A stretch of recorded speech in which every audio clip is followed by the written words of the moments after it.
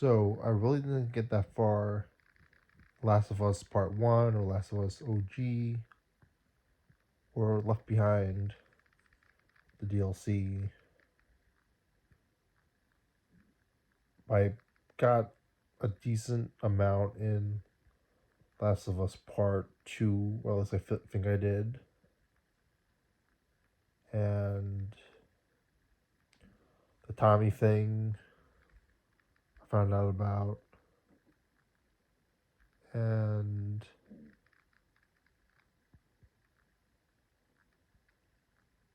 the finale, because I watched the Mathematosis review, so I knew some things. And so I'm going to skip over beginning with Marlene and the mother.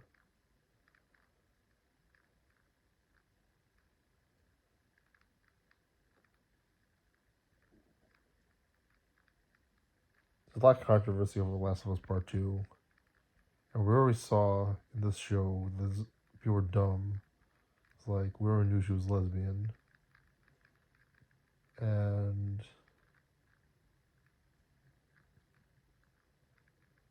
let me take a breath. Abby isn't even lesbian, so that doesn't make sense.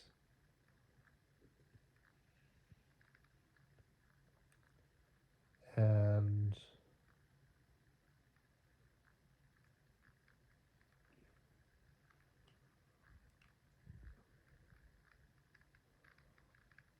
I'm gonna start with this.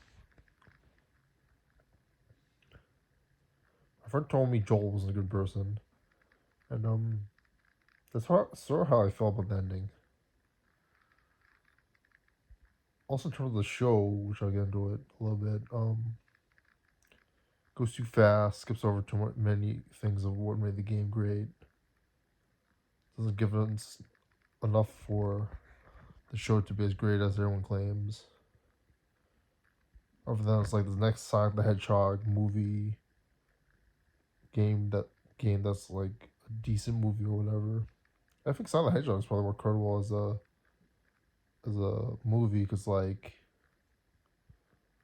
Sigabits mentioned this, albeit obviously they're biased. Well, yeah, as beginnings, I think the first one does have a beginning, middle, and an end. It's The Last of Us. Well, the thing about The Last of Us is that it's not about mass consumerism. It's about the characters you like. This show definitely has that, and this game definitely has that. Which I think is sort of the story behind it. They have the whole giraffe scene, nature.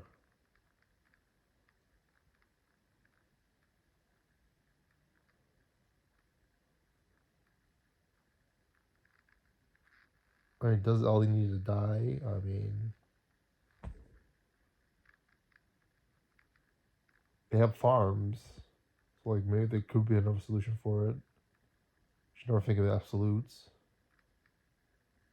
So maybe Joel's right. And you liked Ellie. And you might have murdered his friend, etc. So in that respect, Marlene isn't right. Marlene's right in that Joel just cares about the fact that his daughter died and wants to replace that. And she's not his daughter. And she honestly doesn't. He honestly doesn't know her that well in the show, albeit how they could have approached it would have been really cheesy or very self-explanatory. Albeit they took even less thought out route. We're not doing flashbacks of like scenes of like Sarah Walker, whatever.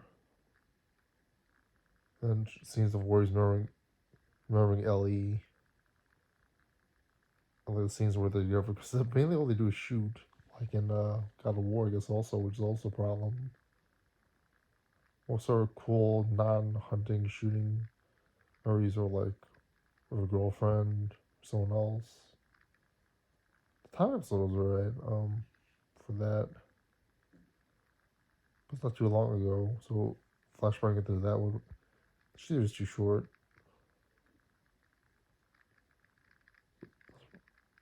and they don't do that, and they rely on the acting.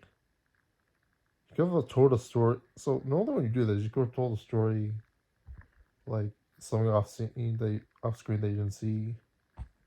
You don't want to be redundant and show a scene that could be a flashback or produce, or showing would have been better than telling anyway. They don't do that, and it's frustrating, and it's not going to execute better. Maybe the thing is that the show is too short, which doesn't build up the scene, unfortunately. A bit. I don't think it's a bad episode. I feel like the series itself is probably what makes it weaker. That's that. What are your thoughts on subscribe?